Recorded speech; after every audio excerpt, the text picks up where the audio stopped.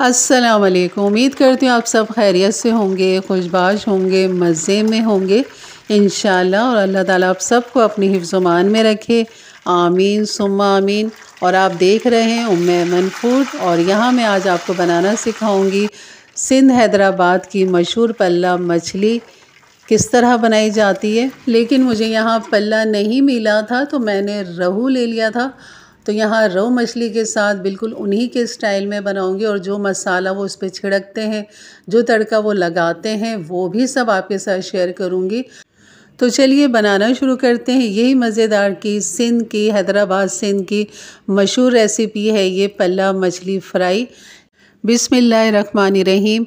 तो यहाँ पर सबसे पहले हम इसका मसाला बनाएंगे कि वो चटपटा मसाला जो ऊपर छिड़क के फिर ऊपर से गरम गरम घी का तड़का लगाते हैं या ऑयल का तड़का लगाते हैं, तो वो मसाला कौन सा है। तो उनकी आज रेसिपी आपके साथ शेयर करूँगी। यहाँ पर सफ़ेद ज़ीरा मैंने ले लिया है तकरीबन 5 टेबल स्पून, और इनको हल्का सा मैंने रोस्ट कर लिया जैसे कि आपको नज़र आ रहा है। तो आपने बिल्कुल जलाना नहीं है, हल्का सा कलर देना है।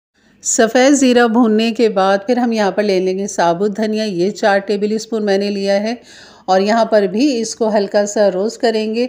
जैसे इसमें खुशबू आने लग जाएगी, बिल्कुल आपने इसको काला नहीं कर लेना है कि ये जलने लग जाए, बस हल्का सा इसमें कलर आ जाए और चटकने की इसमें आवाज़ आ जाए तो बस आपने फ़ौरन निकाल लेना है।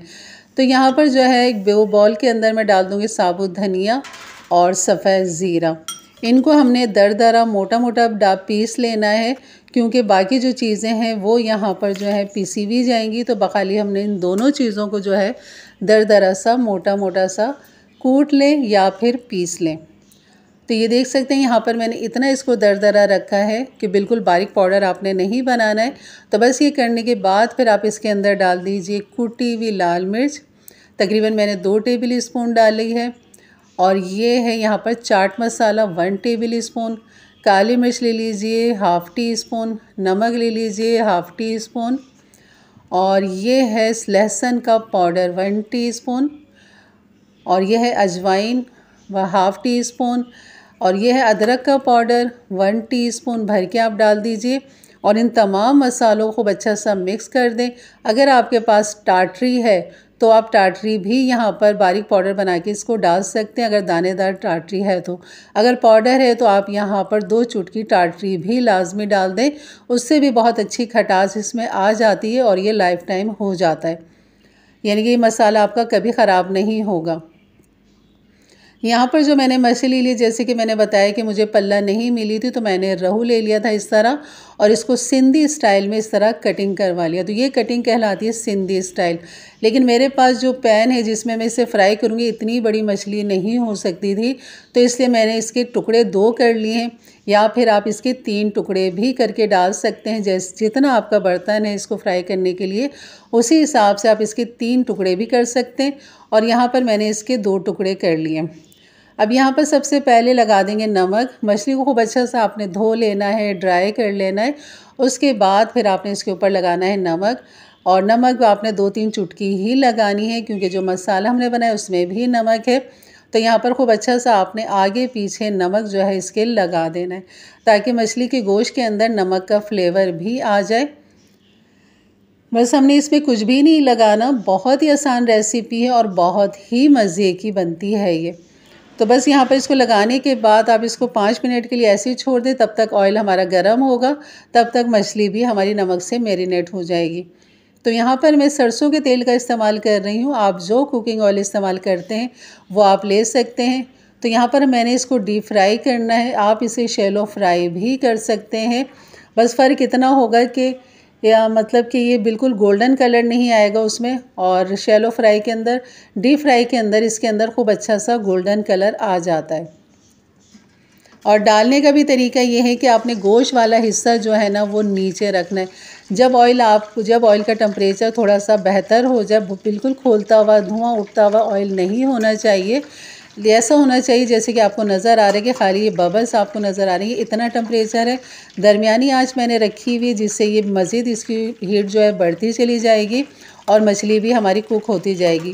गोश्त वाला हिस्सा आपने नीचे पहले डालना है, क्योंकि अगर आपने खाल वाला हिस्सा नीचे डाल दिया तो वो नीचे जाके खाल चिपक जाता है पैंदे से, और फिर उसको उठाना बहुत मुश्किल हो जाता है। तो इसलिए आप जब भी मछली फ्राई करें तो गोश्त वाला हिस्सा जो है आपने पहले नीचे रखना है। कम से कम मैंने इसको फ्राई होने के लिए नीचे वाले हिस्से को गोश्त के तकरीबन दिया है मैंने 7 से 8 मिनट मैंने इसको दिए, मीडियम लो हीट पे मैंने इसको पकाया है। और आप देख सकते हैं 2 चमचों की मदद से एहतियात से आपने इसको उठाना है और इसको पलट देना है। जैसे कि आपने देखा होगा कि मैंने इसको कैसे पलटा था कि आपके हाथ पे छींटे भी ना आए, तेल में एकदम ये गिरे भी नहीं। बहुत ख़तरनाक मामला है, तो बहुत एहतियात के साथ आपने 2 चमचों का इस्तेमाल करते हुए आपने ये काम करना है। तो दोनों साइडों पे कम से कम 15 मिनट लगे हैं इस मछली को फ्राई होने में। अब बाकी जो हिस्सा है इसका दूसरा हिस्सा वो भी हम यहाँ पर डाल लेंगे। सेम वही तरीका कि आपने गोश्त वाला हिस्सा पहले रखना है, छिलके वाला हिस्सा आपने ऊपर रखना है, खाल वाला हिस्सा। तो इसको भी आपने इतना ही टाइम देना है मछली को पकने के लिए, ताकि अंदर तक जो गोश्त है ना वो इसके बिल्कुल पक जाए। और यहाँ पर आप देख सकते हैं बहुत ही प्यारा खूबसूरत कलर आया है इसका। तो बस इसको भी तकरीबन इतने ही मिनट हो चुके हैं, 7 से 8 मिनट। तो यहाँ पर मैं इसको पलट दूँगी 2 चमचों की मदद से। आप देख सकते हैं बहुत ही आसानी के साथ, बगैर छींटे आए, तेल उड़े, आराम से ये पलट जाता है। तो आपने भी इसी तरीके से ही काम करना है, बहुत एहतियात के साथ। तो दोनों तरफ इसको भी तकरीबन 14 से 15 मिनट हो चुके हैं। तो ये हमारी फ़िश हो गई है तैयार। और जो मसाला हमने बनाया था अब उसका इस्तेमाल यहाँ पर कैसे करेंगे, इसमें इमली का पल भी जाता है खटास के लिए। तो बस ऐसे मैं डिश में निकालती हूँ और यहाँ पर इसकी सर्व करते हुए आपको तरीका बताती हूँ कि कैसे वो फ्राई करने के बाद इसको सर्व करते हैं, क्या चीज़ इस पर डालते हैं। और यहाँ पर ये इमली का पल्प है मेरे पास, खूब 2-3 चमचे भर के मैं यहाँ पर डाल दूँगी, खूब अच्छा सा फैलाते हुए। और जो मसाला मैंने बनाया था वो भी मैंने एयर टाइट डब्बे के अंदर डाल लिया है ताकि इसकी खुशबू जायका रहे। और यहाँ पर खूब अच्छा सा खूब भर भर के आपने मसाला डालना है इसके अंदर, इस तरह छिड़क दीजिए इसके ऊपर। बहुत ही लाजवाब ये रेसिपी है। और इस तरह बनाने के बाद फिर आप जो है ना इसके ऊपर जो गरम गरम ऑयल खोलता हुआ ऑयल है हमारा, उस ऑयल को हमने यहाँ पर डालना है। ये देख सकते हैं आपकी बिल्कुल तड़के वाली आवाज़ इस पे आनी चाहिए मसाले के ऊपर। जैसे ही हम ये डालेंगे तो ये खोलता हुआ ऑयल आपने डालना है। ये हो गया है इसका तड़का। एक्स्ट्रा ऑयल जो है वो नीचे चला जाएगा, जो होगा मछली के ऊपर जो तड़का लग गया तो वो बेहतरीन है, बस बाकी नीचे चले जाएगा, आप उसको इस्तेमाल ना करें। बाकी फ़िश हमारी हो चुकी है तैयार। रायते और सलाद के साथ, चटनी के साथ इसको सर्व करें, तंदूरी नान के साथ, या फिर ऐसे ही इसको एंजॉय करें। आपको मैं तोड़ के दिखाती हूँ, अभी काफ़ी गर्म है और बहुत एहतियात से मैं इसको खोल रही हूँ और काफ़ी अच्छी खासी गर्म है। आप देख सकते हैं अंदर तक फ़िश बिल्कुल गल चुकी है क्योंकि हमने मीडियम लो हीट पे इसको पकाया था। कम से कम मैंने 15 मिनट दिए हैं इतनी बड़ी मछली को, ताकि अंदर तक जो इसका गोश्त है ना वो पक जाए, गल जाए और बिल्कुल कच्चापन अंदर बाकी ना रहे। तो वो फिर अच्छा नहीं लगता कि नरम गोश्त होगा अंदर से या पानी होगा तो बिल्कुल भी अच्छा नहीं लगता। तो आपने इतना टाइम लाजमी देना। अगर इतनी बड़ी मछली है तो 1.5 से 2 किलो की ये वज़न होगा इसका, जो साफ़ करने के बाद तकरीबन 1 किलो ही रह गई होगी या 1.25 किलो। तो यहाँ पर ये फ़िश हमारी बेहतरीन सी पल्ला मछली स्टाइल में बिल्कुल तैयार है। तो आपके पास भी जो भी मछली आपके पास हो, मुयस्सर हो, आप उसके साथ इस तरह पल्ला स्टाइल में बना सकते हैं। ये सिंधी स्टाइल कहलाता है और इसकी कटिंग भी आपने ये सिंधी स्टाइल में ही करवानी है, तो ही आपको ये मज़ा आएगा इस तरह। और ये थी मेरी आज की रेसिपी। अच्छी लगी तो लाइक कर दीजिएगा।